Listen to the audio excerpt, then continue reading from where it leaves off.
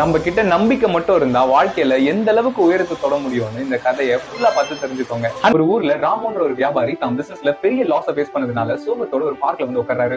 அந்த இடத்துல ஒரு வயசானவரை மீட் பண்றாரு. இப்ப அந்த வயசானவர் என்ன அவனுக்கு பிரச்சனைன்னு கேட்கும்போது ராமு நடந்த எல்லா விஷயத்தையும் சொல்றாரு. உடனே அந்த வயசானவர், அவ்வளவுதானா, இந்த 50 லட்ச ரூபாய் செக், இதை வச்சு உன்னோட லாஸ் ரெக்கவர் பண்ணு, நான் ஒண்ணு இதை சும்மா கொடுக்கல, அடுத்த வருஷம் இதே நாள் இதே இடத்துல எனக்கு இந்த பணத்தை திருப்பி கொடுத்தா போதும்னு சொன்னாராம். இப்ப ராமு சந்தோஷத்தோட அந்த செக்கை வாங்கிட்டு கிளம்புறாரு. ராமு அந்த பணத்தை யூஸ் பண்ணாம தினமும் பாக்குற இடத்துல அந்த செக்கை வச்சுட்டு கடுமையா உழைக்கிறாரு.